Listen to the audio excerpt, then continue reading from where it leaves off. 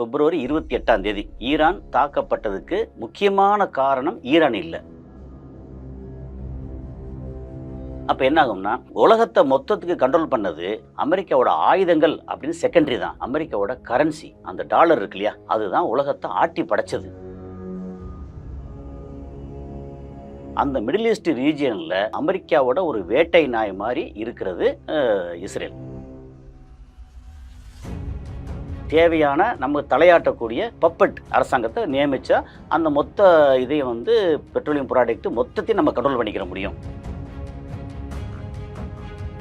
நம்ம இங்கே நம்மளை பாதுகாத்துக்கிறோன்னா ஆயுதம் ரொம்ப ரொம்ப முக்கியம்.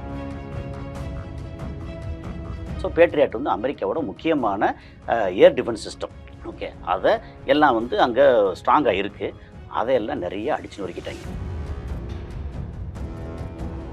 சூப்பர் சோனிக் இருக்குது, ஹைப்பர் சோனிக் மிசைல் இருக்குது, அப்புறம் வந்து இது வந்து பேலிஸ்டிக் மிசைல் இருக்குது. பேலிஸ்டிக் மிசைல் வந்து short range ballistic missile, medium range ballistic missile, intercontinental ballistic missile, இவ்வளோ இது ஐட்டங்கள் இருக்குது. இந்த ஐட்டங்கள் மொத்தத்துக்கு ஒரு 8000லேருந்து 10,000 வரைக்கும் இருக்குன்றாங்க. துபாய் வந்து லப்பன்னு கத்துறாங்க. ஏன்னா அவங்க நாடு.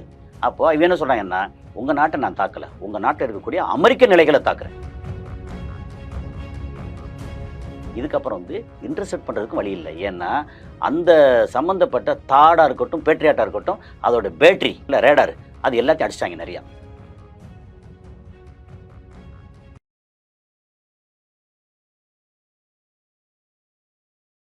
தமிழகத்தின் பல எம்பி எம்எல்ஏக்களின் வெற்றிக்கு வித்திட்ட கிங் 360 தேர்தல் வியூக சாப்ட்வேர் 2026 புதிய வாக்காளர்களின் அப்டேட் விவரங்களுடன் உங்கள் தொகுதியில் உங்கள் வெற்றிக்கு வித்திடுகிறது.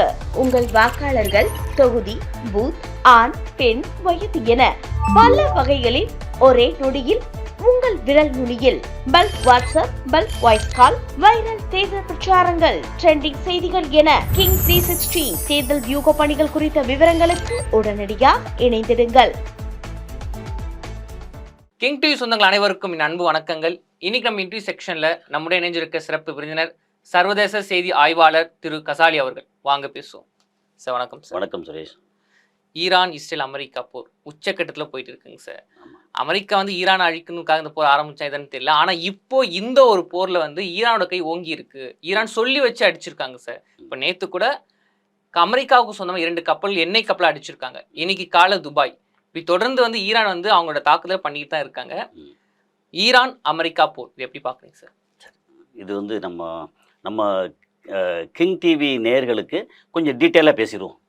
ஆமாம், இல்லை என்னன்னா இப்போ எப்படி பார்த்தாலும் திரும்ப ஏதாவது சில விஷயங்கள் சொல்லும்போது வேறு சேனலில் என்னோட சேனல் அப்படி எல்லாம் பேசும்போது ஒரே மேட்டராக வர மாதிரி இருக்கும். பட் வேறு வழியில் நமக்கு கிங் டிவியோட சொந்தங்களுக்கு நம்ம வந்து இந்த கொஞ்சம் விளக்கத்தை கொடுத்துருவோம் அப்படிங்கிறது. இப்போ என்னென்னா, ஈரான் தாக்கப்பட்டதுக்கு முதல்ல பிப்ரவரி 28ஆம் தேதி ஈரான் தாக்கப்பட்டதுக்கு முக்கியமான காரணம் ஈரான் இல்லை.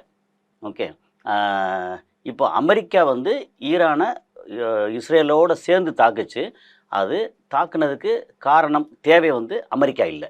ஸோ இந்த மாதிரி பார்த்தோம்னா அப்போது இந்த ட்விஸ்ட் என்ன அப்படின்னு பார்த்தா, ஒரு பக்கம் இஸ்ரேல் ஆக்சுவலாக அமெரிக்காவுக்கு ஈரானை தாக்கணும், கண்ட்ரோல் பண்ணணும், அதுக்கு நெகோஷியேட்லாம் பண்ணிகிட்ருக்காங்க. அதை தாண்டி திடீர் இவ்வளோ அவசரமாக தாக்கணும் அப்படிங்கிறதுக்கு முக்கியமான காரணம் வந்து இஸ்ரேல். சரி, இப்போ ஈரானை ஏன் தாக்கணும் அப்படின்றதுக்கு ஈரான் காரணம் இல்லைன்னு சொன்னேன் இல்லையா? யார் காரணம்னா சைனா காரணம். ஸோ இதை வந்து அப்படி பின்னாடி எடுத்து போனோம்னா, அது இந்த ஒரு புள்ளி எங்கேயோ ஆரம்பிச்சு, இப்போ நம்ம வந்து ஒரு திரைப்படத்தில் பார்க்குறோம்னா எங்கேயோ ஒரு இடத்துல பிரச்சனை தேடி போகும்போது, ஓ இது இந்த ரிலேஷன், இது இந்த பிரச்சனை, இது இப்படி அப்படி போய் கடைசியில் வந்து அடி நுனியை பிடிக்கும்போது, அடப்பா இதுக்காகத்தான் இப்படி வந்துச்சா அப்படின்னு வரும். அது மாதிரி இந்த அமெரிக்கா, இஸ்ரேல், ஈரான் இந்த போரில் முக்கியமான பாயிண்ட் எது அப்படின்னா சைனாவோட வளர்ச்சி. சைனா வந்து டாலரைசேஷன் அப்படின்னு டாலர் இல்லாமல் வர்த்தகத்தில் பண்ணது. அப்போ என்ன ஆகும்னா, உலகத்தை மொத்தத்துக்கு கண்ட்ரோல் பண்ணது அமெரிக்காவோட ஆயுதங்கள் அப்படின்னு செகண்டரி தான். அமெரிக்காவோட கரன்சி அந்த டாலர் இருக்கு இல்லையா, அதுதான் உலகத்தை ஆட்டி படைச்சது. இப்போ குறைஞ்சிருக்கு. ஓகே, அப்போது ஆட்டி படைக்கிறதுக்கு அவங்க என்ன பண்ணுவாங்க, எல்லா இடத்துலையும் மிரட்டி அங்கே வந்து ஒரு தளம் அமைப்பாங்க. ஓகே, இது மாதிரி கடற்படை தளம், விமானப்படை தளம், இந்த மாதிரி லோக்கல் தளங்கள் எல்லா தளங்களும் அமைப்பாங்க. அதுக்கு செலவு பண்ணுவாங்க. அதுக்கப்புறம் அந்த நாட்டில் இருந்து தேவைப்படுறதெல்லாம் உறிஞ்சுவாங்க. அப்புறம் இந்த நாட்டில் வந்து சண்டை இழுத்து விட்டு அங்கேருந்து ஆயுதங்களை விற்பாங்க. அதுக்கு அந்த மிடில் ஈஸ்ட் ரீஜியனில் அமெரிக்காவோட ஒரு வேட்டை நாய் மாதிரி இருக்கிறது இஸ்ரேல். ஓகே, அமெரிக்காவை இயக்கிறது யூதர்கள், இஸ்ரேல் சம்மந்தப்பட்ட யூதர்கள்.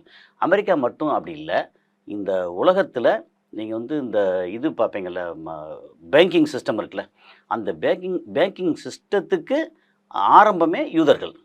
அந்த வட்டி, அப்புறம் அரசு, எந்த அரசு அமைஞ்சாலும் அவங்களுக்கு லஞ்சம் கொடுக்கலாம். அப்புறம் யாராவது பெரிய அரசு அதிகாரியோ இவங்களுக்கு வேலை நடக்கணும் அப்படின்னா அவங்கள வந்து ஆசை வார்த்தை காமிக்கலாம் அல்லது மிரட்டலாம். அப்படின்னு தான் நல்லா இருக்கணும் அப்படின்னா 4 பேர் செத்தா பரவாயில்ல அப்படின்ற மனப்பான்மை உள்ளவங்க வந்து யூதர்கள். ஓகே, அந்த யூதர்கள் அங்கே அவங்களுக்கு நாடுன்னு சொல்லி இஸ்ரேல் வச்சு சுற்றி உள்ளத்தை அடிச்சுக்கிட்டு இருந்தாங்க. ஸோ இது வந்து பழைய கதை. இப்போது சைனா வந்து அடங்கலை. அவங்களோட உற்பத்தி பொருளாதாரம் நல்லா வந்துக்கிட்டு இருக்கு. ஒரு பக்கம் உற்பத்தி பொருளாதாரம்னா, இன்னொரு பக்கம் ஆயுதத்தில் வந்து ரொம்ப ஸ்ட்ராங்காக ஆகிக்கிட்டு இருக்காங்க. ஓகே, அப்புறம் விண்வெளியில் வந்து ரொம்ப ஸ்ட்ராங்காக ஆகுறாங்க. அவங்க கையில் வந்து 800க்கு மேலே அணு ஆயுதம் இருக்குது. இன்னொரு நினச்சா ஒரு 500 எக்ஸ்ட்ரா அணு ஆயுதத்தை ரெடி பண்ணிட முடியும். அதுக்கப்புறம் ICBM சொல்லக்கூடிய இன்டர் கான்டினென்டல் பேலிஸ்டிக் மிசைல், அதாவது கண்டம் விட்டு கண்டம் தாண்டி, அதாவது சைனாவிலேருந்து அமெரிக்காவில் போய் அடிக்கக்கூடிய அளவுக்கு அவங்ககிட்ட வந்து கைடட் ICBM இருக்குது. அமெரிக்கா ஏதாவது பண்ணனா சைனாலேருந்து அடிச்சிட முடியும் அப்படின்ற அளவுக்கு. ஸோ எல்லா வகையிலும் அவங்க ஸ்ட்ராங்காக வந்துட்டு இருக்காங்க. இன்னொரு பக்கம் பார்த்தீங்கன்னா கடல் பரப்பில் கப்பல் அப்படின்னு தான் அதில் ரொம்ப ஸ்ட்ராங்காக இருக்காங்க. அப்படின்னு சைனாவை அசைக்க முடியலை. அப்போது சைனாவுக்கு ஒரே ஒரு வீக்னஸ் என்னென்னா, அந்த நாட்டுக்கு தேவைப்படுற பெட்ரோலியம் ப்ராடக்ட் இருக்குல்ல, அது அந்த நாட்டோட உற்பத்தி வந்து 20-25% தான் அங்கே கிடைக்கிது. இப்போ இந்தியா எடுத்திங்கன்னா, இந்தியாவுக்கு நம்ம யூஸ் பண்ணக்கூடிய பெட்ரோலியம் ப்ராடக்ட்டு அதில் அதிகபட்சம் 15% தான் நம்ம நாட்டில் கிடைக்கிது. 85% வெளிநாட்டில் இறக்குமதி பண்ணுறோம். அதே மாதிரி சைனா வந்து கிட்டத்தட்ட அவங்க நாட்டு தேவைக்கு உள்ளது வந்து ஒரு 75-80% வெளிநாட்டிலேருந்து இறக்குமதி பண்ணுறாங்க. அந்த இறக்குமதி எங்கெல்லாம் அங்கே சைனா பண்ணாங்கன்னா, ஒன்று வந்து ரஷ்யா, இன்னொன்று வந்து ஈரான், இன்னொன்று வெனிசுலா. இப்போது வெனிசுலா வந்து மதுரா கடத்திட்டு போய் மதுரா மனைவியும் மிட் நைட்டில் கடத்திட்டு போய் நியூயார்க்கில் வச்சுட்டாங்க. அப்போ அதை வந்து கைப்பற்றிட்டாங்க. ஸோ வெனிசுலா வந்து இப்போதைக்கு உற்பத்தி கம்மியாக இருக்குது. ஓகே, ஆனால் அந்த கீழே ரிசர்வ்னு சொல்லுவோம் இல்லையா, அது வந்து ஒரு 303 ட்ரில்லியன் பேரல் பெரிய அளவில் இருக்காங்க உலகத்திலே. நம்பர் 1 அங்கே தான் அதிகமாக இருக்குது. அடுத்த இடத்துல இருக்கிறது வந்து ஈரான் அண்டு சவுதி அரேபியா. அந்த அளவுக்கு அங்கே ரிசர்வ் இருக்குது. ஓகே, அப்போது அவங்க வந்து உலகத்தை எதிர்காலத்தில் ஆட்சி பண்ணணுன்னா இந்த இது அவங்க கையில் இருக்கணும். அப்போது வெனிசுலா வந்து கைப்பற்றிட்டாங்க. இப்போது ஈரான் நிறைய சப்ளை, அவங்க உற்பத்தி ஆகக்கூடிய மொத்த குரூடாயில் 80% சைனா கொடுக்குது.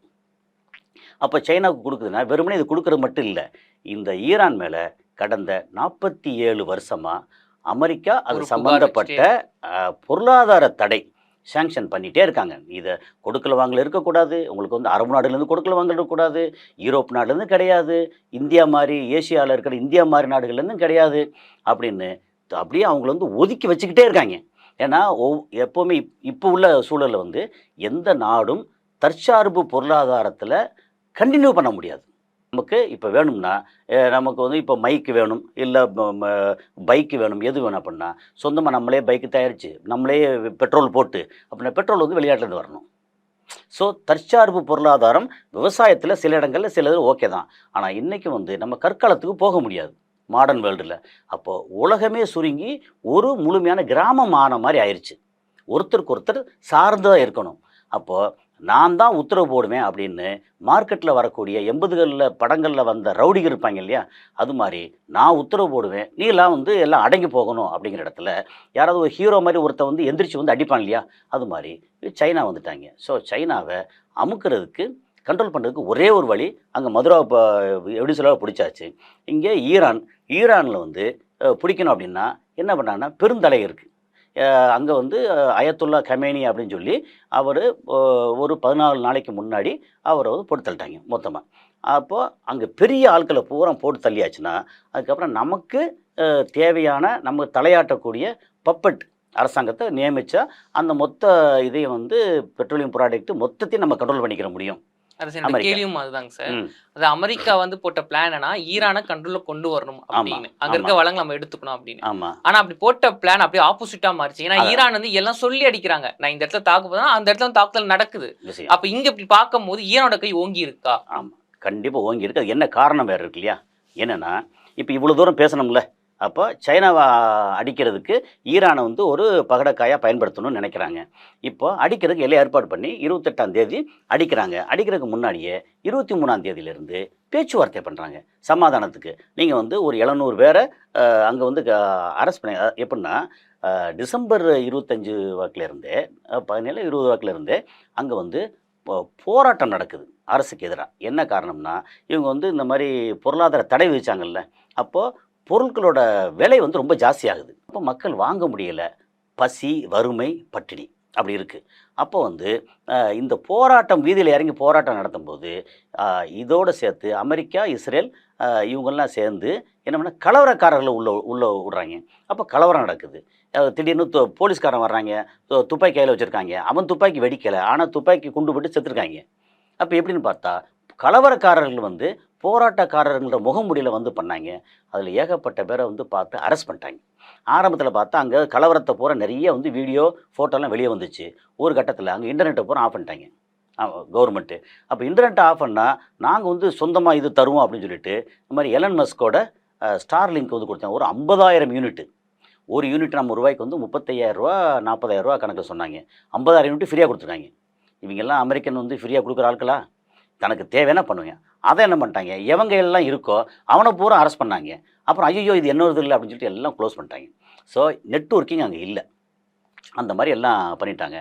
ஆனால் இவங்களுக்கு கடந்த 20 வருஷத்துக்கு மேலே ஈரானுக்கு தெரியும், நம்ம இங்கே நம்மளை பாதுகாத்துக்கிறோன்னா ஆயுதம் ரொம்ப ரொம்ப முக்கியம். அதான் இந்த போர்ல கூட அமெரிக்கா வந்து விலை உயர்ந்த அந்த ஆயுதங்களை வச்சு அடிக்கிறாங்க. அதை தற்காத்து கொள்ள இவங்க வந்து ஆயுதங்களை வச்சு அடிக்கிறாங்க. ஆனா அப்படி கம்பேரிசன் பண்ணும்போது இங்க வந்து அதாவது ஈரான் பாதிக்கப்பட்டாலும் இங்க அமெரிக்காவும் இஸ்ரேலும் சரி விலை உயர்ந்த ஆயுதங்களை வச்சு அடிக்கும் போது அப்ப இங்க போற மிக அளவுல வீழ்ச்சி அடையும்ல இங்க அமெரிக்கா. இது வந்து இந்த இதில் என்னன்னா இவங்க 20 வருஷமா அந்த நாட்டு மக்களுக்கு ஈரான் மக்களுக்கு உணவு உடை இருப்பிடம் இதை வந்து பெருசாக கான்சன்ட்ரேட் பண்ணலை. வந்த காசை எல்லாத்தையும் எடுத்து இங்கே இந்தியாவுக்கு கொஞ்ச நாள் வந்து எண்ணெய் கொடுத்தாங்க. என்னதுன்னா ருப்பி அண்டு ரியால் இதில் கொடுத்தாங்க. இது நம்ம ஈரானி ரியால் இருக்கு இல்லையா, அதில் வந்து கொடுத்தாங்க.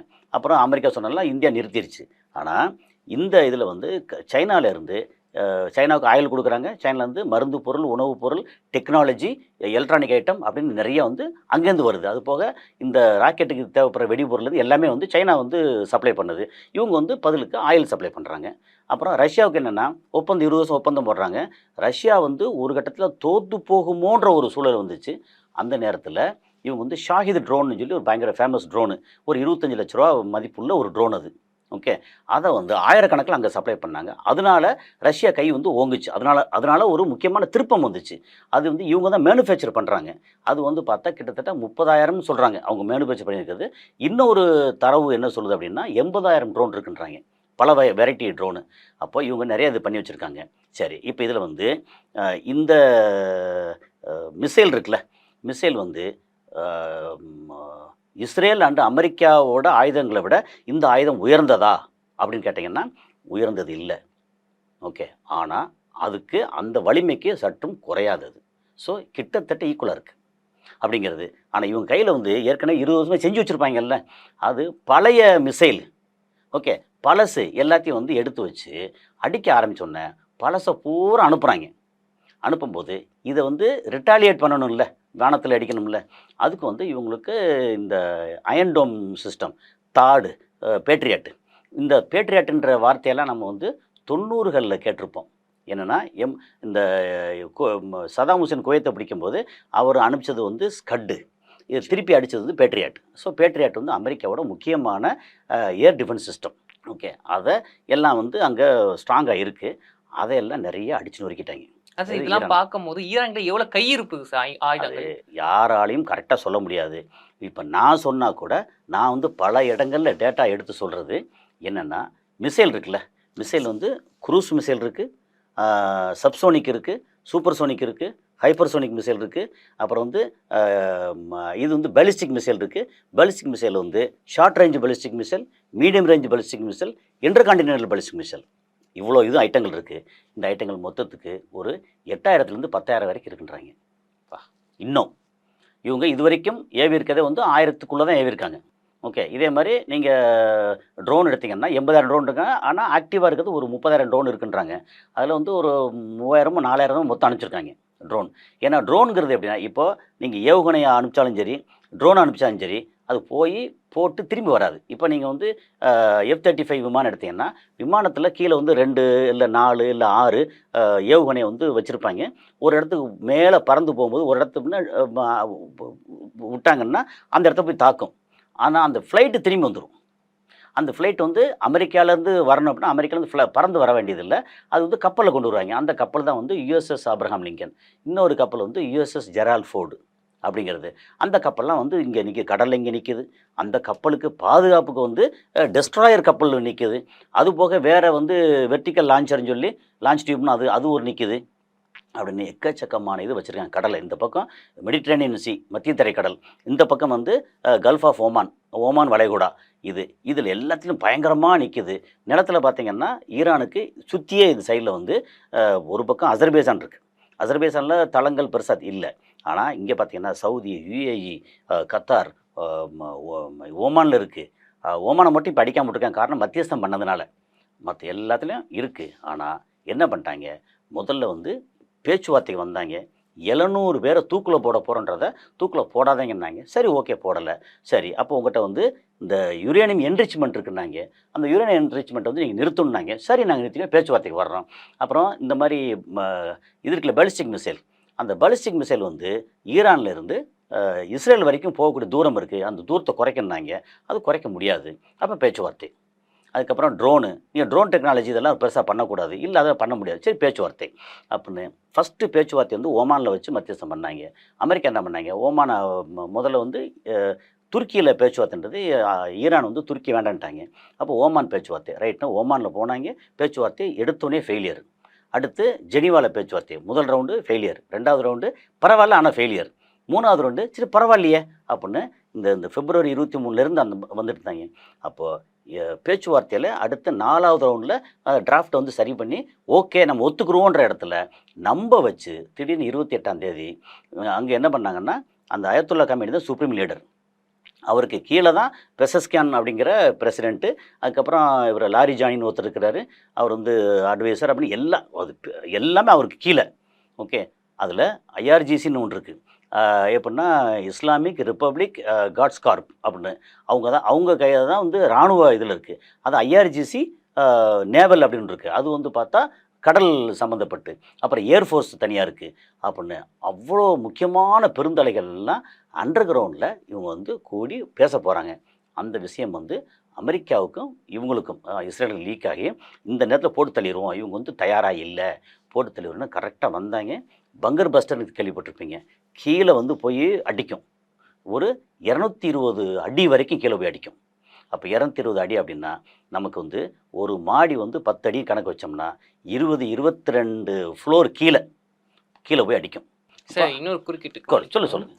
அதாவது இந்த இடத்துல வந்து ஈரான் ஒரு விஷயம் தெளிவாக இருக்காங்க. என்னன்னா, இப்போ இவங்க வந்து நம்மளை அடிச்சிருக்காங்க, இவங்கள பொருளாதார ரீதியாக வந்து நம்ம தாக்கணும்னு சொல்லி இஸ்ரேல், அமெரிக்கா இவங்களோட பிரான்ச் பேங்க்லாம் எங்கே இருக்கோ, என்ன நாட்டில் இருக்கோ, பக்கத்து அரபு நாட்டில் அங்கெல்லாம் அடிக்க ஆரம்பிச்சிருக்காங்க.